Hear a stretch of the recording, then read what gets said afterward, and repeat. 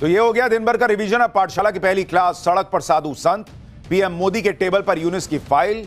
भारत ने हिंदू विरोधी बांग्लादेश को क्या वार्निंग दे दी? बच्चा बच्चा भारत और हिंदू विरोधी होगा। मुनीर के पाकिस्तान ने भारत के खिलाफ नया जहर उगल दिया क्या?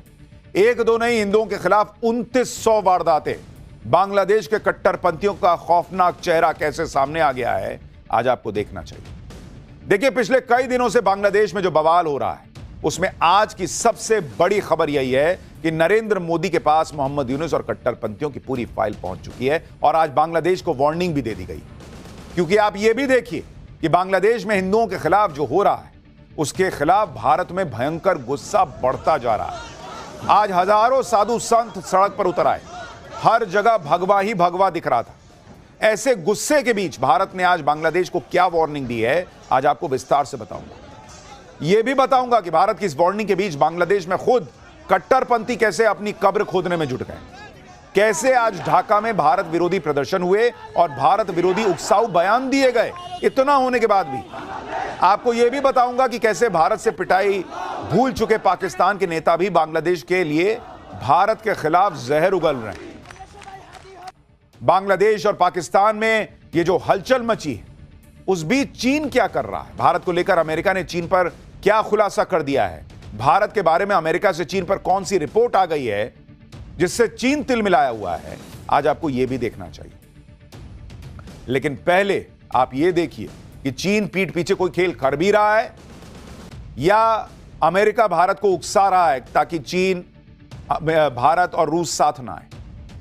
नरेंद्र मोदी ने बॉर्डर पर चीन को लेकर क्या तैयारी कर रखी है, बांग्लादेश को लेकर क्या करने जा रहा है भारत, सबकी बात होगी।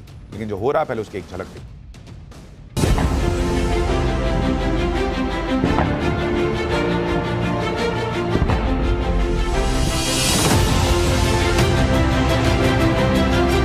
We condemn the recent gruesome killing of a Hindu youth in Mymensingh.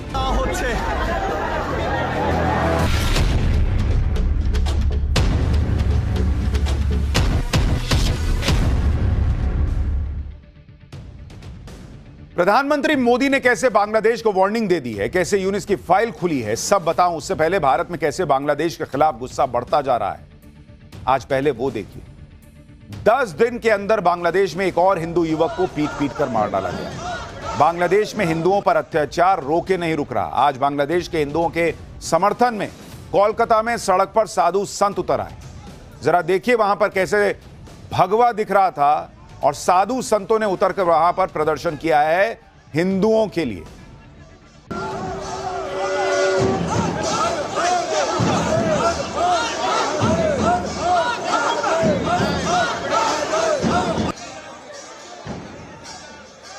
साधु संतों के साथ बीजेपी नेता शुवेंदु अधिकारी थे, जिन्होंने कोलकाता में बांग्लादेश हाई डिप्टी कमीशन के दफ्तर तक मार्च निकाला।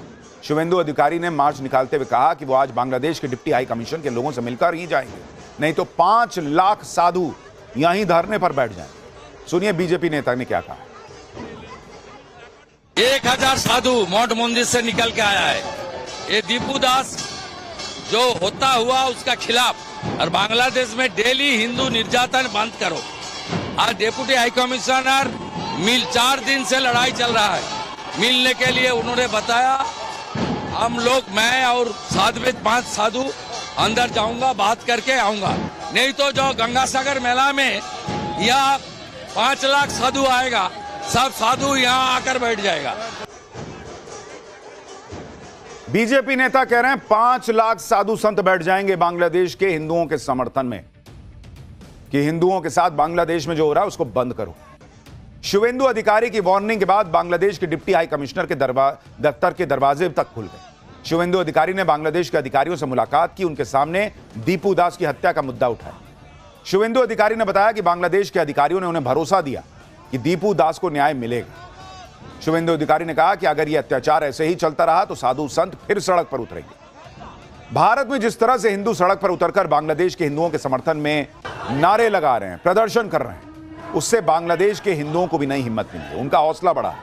ढाका में हिंदू संगठनों ने सड़क पर उतरकर अपनी आवाज उठाई है। बांग्लादेश के हिंदुओं को धीरे धीरे यह समझ आ रहा है कि एक हैं तो सेफ हैं। हाथ में मशाल और बैनर लेकर बांग्लादेश के हिंदुओं ने अत्याचार के खिलाफ आवाज बुलंद की उन्होंने ये दिखाया कि कट्टरपंथियों को मैसेज जाना चाहिए कि भाई हिंदू भी साथ है, ऐसा नहीं कि तुम भीड़ लेके आओगे तो हिंदू जो है वो एक साथ खड़ा नहीं होगा। बांग्लादेश में हिंदू संगठनों ने ढाका में नेशनल प्रेस क्लब के बाहर प्रदर्शन किया, दीपू दास को न्याय देने की मांग की। इस प्रदर्शन में बच्चे, महिलाएं सब शामिल हुए। बांग्लादेश में हिंदू भी अब सड़क पर अपनी एकता की ताकत दिखा रहा है, क्योंकि बांग्लादेश में तो कट्टरपंथियों ने हद कर रखी। आप सोचिए 1971 में जिस पाकिस्तान ने ढाका यूनिवर्सिटी में घुसकर कत्लेआम मचाया था, उसी ढाका यूनिवर्सिटी में जिन्ना का जन्मदिन मन रहा है बॉस।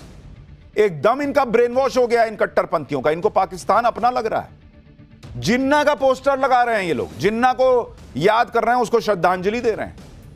मोहम्मद यूनुस के राज में कट्टरपंथियों की ऐसी ज़ॉम्बी फौज खड़ी हो गई है जो बेकाबू होती जा रही है, एकदम ज़ॉम्बी जैसा कर रहे हैं। ये लोग हिंदुओं से इतनी नफरत पालकर बैठे कि हिंदू नाम वाली मधुर कैंटीन को निशाना बना दिया। कैसे कट्टरपंथी कैंटीन में बिना डरे तोड़फोड़ कर रहा है, उसका वीडियो मैंने आपको दिखाया था। कैंटीन में मुक्ति वाहिनी के क्रांतिकारी 1971 में पाकिस्तान से अत्याचारों से आजाद होने की प्लानिंग किया करते थे। बांग्लादेश में कट्टरपंथियों की भीड़ ने आज भी भारत के खिलाफ जहर उगला है बॉस। आज उस्मान हादी के समर्थकों ने जुमे की नमाज के बाद बड़ा प्रदर्शन किया। ये लोग सड़क पर मार्च करने लगे। ढाका की सबसे बिजी रोड में से एक रोड पर ये लोग धरने पर बैठ गए, कई घंटे ट्रैफिक रोक दिया। देखिए वहां कैसे प्रदर्शन चल रहा है। देखिए आप खुद सोचिए, जब ये क्लियर होता जा रहा है, वहां की पुलिस तक कह रही है कि भाई भारत का रोल नहीं है हादी की हत्या में, तो ये कौन लोग हैं जो भारत और या बांग्लादेश, भारत या बांग्लादेश का मतलब क्या है भाई? इन कट्टरपंथियों को कोई तो पंप कर रहा है ना, जो भारत या बांग्लादेश इनके दिमाग में ये जहर भर रहा है। बांग्लादेश बना ही भारत की वजह से भाई, और तुम पाकिस्तान से सट रहे हो। इधर बांग्लादेश के कट्टरपंथियों ने आग लगा रखी है, उधर पाकिस्तान के कट्टरपंथी जहर उगलने में पीछे थोड़ी हैं। बांग्लादेश को लेकर कैसे पाकिस्तान में बच्चे बच्चे को हिंदू विरोधी और भारत विरोधी बनाने की बातें हो रही हैं। पाकिस्तान के नेताओं से जितनी बकवास करा लो ये कर देते हैं कि हमने ये किया था, वो किया था, हमारे मिसाइलें जो हैं वो बेकार नहीं हैं। अरे तो चलाते ना ऑपरेशन सिंदूर में, और चला के क्या ही कर लिए थे?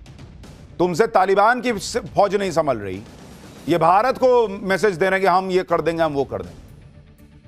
पाकिस्तान हो या फिर बांग्लादेश के कट्टरपंथी, ये हिंदू विरोधी और भारत विरोधी बातें करके अपनी कब्र खोद रहे हैं बॉस। क्योंकि अगर ये लोग ऑपरेशन सिंदूर भूल गए तो नरेंद्र मोदी अगली तैयारी किए बैठे। आज पीएम मोदी ने बांग्लादेश को आखिरी वार्निंग भी दे दी है और मोहम्मद यूनुस को बता दिया गया है कि अभी भी वक्त है, संभल जाओ। कट्टरपंथियों को कंट्रोल करो, हिंदुओं को सुरक्षित करो, निष्पक्ष चुनाव कराओ। पीएम मोदी ने मोहम्मद यूनुस को यह मैसेज भिजवा दिया है कि उसके राज में हिंदुओं पर जो हमले हुए हैं उस पर भारत ने आंखें नहीं बंद की हुई, बल्कि यूनुस राज में हुए हिंसा की पूरी फाइल तैयार की गई। मोहम्मद यूनुस इससे बच नहीं सकता।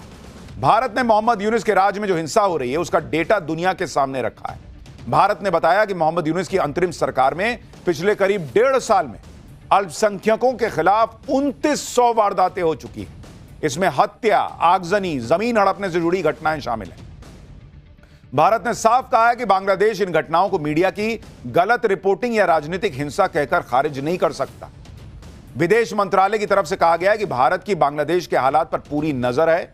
भारत लोकतांत्रिक तरीके से बांग्लादेश में चुनाव के पक्ष में है। भारत बांग्लादेश में स्वतंत्र, निष्पक्ष और समावेशी चुनाव का समर्थन करता है। इसके अलावा भारत ने बांग्लादेश को दीपू दास की हत्या पर वार्निंग भी दे दी कि मोहम्मद यूनुस की सरकार जल्द से जल्द दोषियों को सजा दिलाए। सुनिए विदेश मंत्रालय ने बांग्लादेश को लेकर आज क्या कहा। The unremitting hostility against minorities in Bangladesh, including Hindus, Christians and Buddhists, at the hands of extremists is a matter of grave concern. We condemn the recent gruesome killing of a Hindu youth in Maiwen Singh and expect that the perpetrators of the crime would be brought to justice. यानी भारत दुनिया को बता रहा है कि पाकिस्तान तो दो कौड़ी का है ही, उससे कटकर बना बांग्लादेश भी अब वैसी ही हरकतें कर रहा है और वहां अल्पसंख्यक सुरक्षित नहीं है जिसमें ज्यादातर हिंदू हैं। इधर नरेंद्र मोदी ने बांग्लादेश को डिप्लोमेटिक तरीके से वार्निंग दे दी। उधर हमारे देश में कुछ नेता ऐसे हैं जो हिंदुओं के लिए ही आवाज नहीं उठा रहे, ऊपर से तर्क दे रहे हैं कि ऐसे जुल्म तो हमारे यहां भी होते हैं।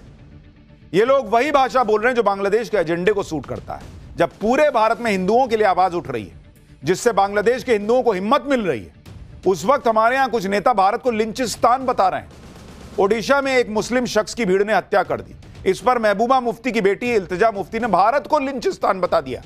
इल्तिजा मुफ्ती भारत को लिंचिस्तान कह रही हैं, तो दूसरी तरफ मौलाना साजिद रशीदी हैं जो कह रहे हैं कि भाई बांग्लादेश में लोगों के साथ क्या हो रहा है उससे उन्हें क्या मतलब है। खुद सुनिए। देखिए, मेरी समझ में एक चीज नहीं आती, अपने घर को हम देख नहीं रहे, दूसरे के घर में झांकने की कोशिश कर रहे हैं। बांग्लादेश में किसके साथ क्या हो रहा है भाई, मुझे उससे क्या लेने देना। मैं तो इन लोगों से सवाल करता हूं जो बांग्लादेश के हिंदू तो इनको नजर आते हैं, हिंदुस्तान का मुसलमान नजर नहीं आता। पता नहीं हिंदुस्तान के मुसलमान के साथ क्या हो रहा है जो इन्हीं लोग को दिखता है और किसी को नहीं दिखता। कह रहे हो कि बांग्लादेश की क्या बात करनी। वाह भैया, बांग्लादेश में हिंदू मार दिया गया तो क्या बात करनी। गाजा फिलिस्तीन पर बात करते हुए ये नहीं समझ में आता है कि वो बाहर बैठे हैं। गाजा फिलिस्तीन नोएडा के बगल में दिखता है क्या।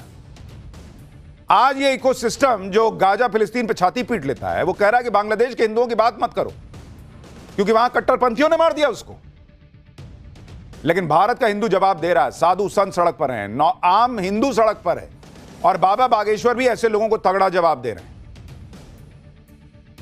हम भारत में केवल एक संदेशा देना चाहते हैं कि यदि बांग्लादेश जैसी स्थिति आप अपने भारत में नहीं देखना चाहते तो यही समय है, सही समय है, अभी नहीं तो कभी नहीं। यदि हिंदू एक आज नहीं हुआ, हिंदू एकजुट नहीं हुआ तो वो दिन दूर नहीं जब भारत के और छत्तीसगढ़ के चौराहों पर ऐसा जो बांग्लादेश में हुआ वो देखा ना जाए।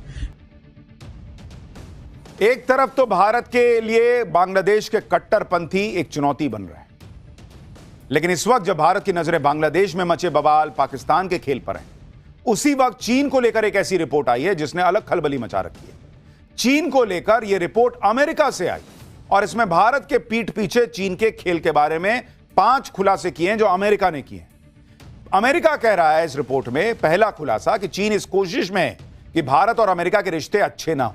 इसी वजह से चीन ने अक्टूबर 2024 में एलएसी पर टकराव को कम करने पर सहमति जताई थी ताकि वो भारत के साथ रिश्तों को सामान्य करके उसे अमेरिका के करीब जाने से रोके। लेकिन कोई अमेरिका से पूछे कि तुमको चीन की यह चाल समझ में आ रही है तो ट्रंप आनन फानन में अनाप शनाप टैरिफ क्यों लगा रहे हैं। मत लगाओ, चीन का प्लान फेल हो जाएगा। तुम हमारे ऊपर टैरिफ लगाओगे और फिर कहोगे चीन जो है वो प्लानिंग कर रहा है।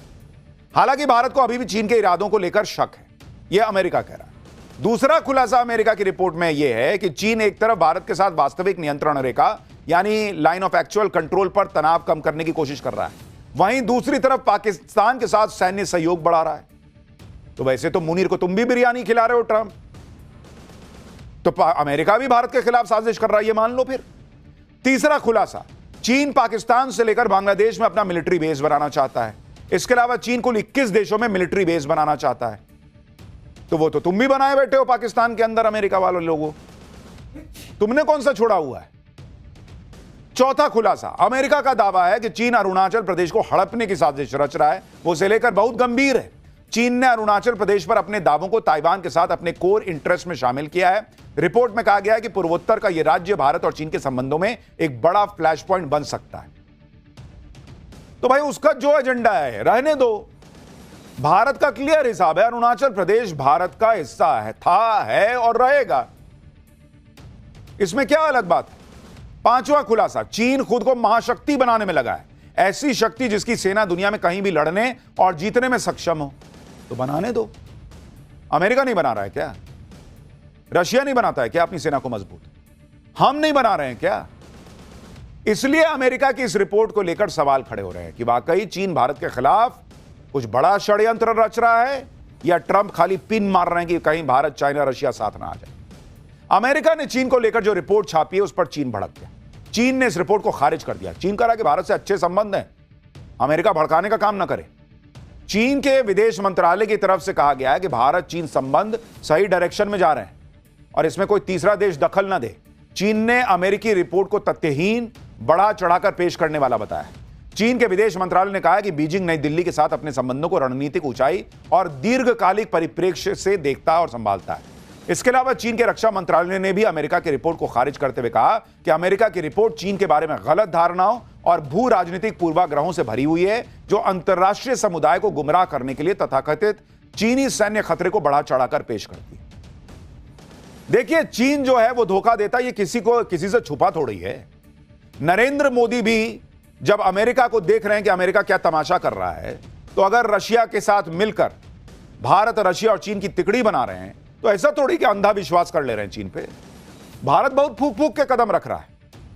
लेकिन अगर अमेरिका को, ट्रंप को इतना समझ में आ रहा है कि बाप रे बाप, चीन देखो भारत, मेरे दोस्त भारत के साथ क्या कर रहा है, पहले तुम तो दोस्ती निभाओ। तुम अपने बेटे दामाद के लिए ट्रंप को बिरयानी खिला रहे हो, उसके साथ डील कर रहे हो, उसके F-16 को सुधारने के लिए पैसा देने की बात कर रहे हो, और उसके बाद बता रहे हो कि चीन क्या कर रहा है तुम देखो। अरे तुम पहले क्या कर रहे हो ये तो दिखाओ, टैरिफ हटाओ पहले, उसके बाद आगे बात होगी। और इसीलिए चीन कह रहा है कि भारत के साथ उसके रिश्तों में अमेरिका आग लगा रहा है, इसलिए चीन का हवा खड़ा किया जा रहा है। लेकिन अमेरिका कहे ना कहे, भारत यह जानता है कि चीन के साथ कैसे निपटना है, उस पर कितना विश्वास करना है, नहीं करना है। चीन को लेकर भारत हमेशा सावधान रहता है, और इसलिए आप देखिए कि भले ही चीन के साथ संबंध सुधर रहे हो, लेकिन नरेंद्र मोदी ने कोई तैयारी थोड़ी कम कर दी है। इधर चीन को लेकर अमेरिका नए नए खुलासे करने का दावा कर रहा है, उधर अमेरिका से यह रिपोर्ट भी आई है कि कैसे भारत ने बॉर्डर पर तगड़ी तैयारी कर ली है। यह यूपीए के जमाने का भारत थोड़ी है, जहां रक्षा मंत्री खड़े होकर कह देते थे कि भाई बॉर्डर पर कुछ ज्यादा बनाए नहीं ताकि तनाव ना हो चीन के बॉर्डर पर। अमेरिका के अखबार वॉल स्ट्रीट जर्नल की एक रिपोर्ट में कहा गया है कि भारत चीन के साथ संभावित युद्ध की तैयारी कर रहा है। अमेरिकी अखबार का दावा है कि भारत हिमालयी सीमा पर बड़े पैमाने पर सड़कें बना रहा है, सुरंगें बना रहा है, हवाई पट्टी, सैन्य ठिकाने सब बना रहा है। नई सड़कें, सुरंगें और एयर स्ट्रिप से सैनिकों को तेजी से तैनात किया जा सकेगा। और यह नरेंद्र मोदी की पॉलिसी है, हर जगह भारत को मजबूत बना के रखो। दोस्ती होगी तो ठीक है, नहीं होगी तुम बंदूक चलाओगे हम भी चलाएंगे, तुम एक चलाओगे हम चार मार देंगे। वैसे भी चीन के बारे में दुनिया यह जानती है कि वो भले ही कितनी बड़ी ताकत होने का दावा करे, उसके हथियार तो ठस्सी हैं, चलते नहीं है चीन के माल की तरह। चीन ने पाकिस्तान को जो हथियार दिए, उन्हें भारत ने ऑपरेशन सिंदूर में कबाड़ नहीं बनाया। अब एक और युद्ध में चीन के हथियार फेल साबित हुए। कंबोडिया और थाईलैंड के बीच युद्ध चल रहा था, इस दौरान चीनी हथियार फेल हो गए। रॉकेट लॉन्चिंग के दौरान चीन में बना एक मल्टी बैरल रॉकेट सिस्टम देखिए कैसे फट गया। चीन के हथियार ऐसे ही होते हैं, और इस हादसे में कंबोडिया के 8 सैनिक बेचारे मारे गए। तो पाकिस्तान को लेकर, बांग्लादेश को लेकर जो चुनौती है सो है, लेकिन चीन को लेकर भारत कोई आश्वस्त नहीं बैठा है। हाँ, बराबरी पे बात चल रही है, अमेरिका जो है वो पिन मारता रहे, भारत अपने हिसाब से चल रहा है। लेकिन देश में चुनौतियां कम थोड़ी हैं। पाठशाला में अगला चैप्टर देखिए, उधर बाबरी बन रही, इधर दुर्गा मंदिर का काम रुका। बीजेपी और बंगाल के ओवैसी ने ममता को फंसा दिया है क्या? पुलिस पर शीशे की बोतल से हमला,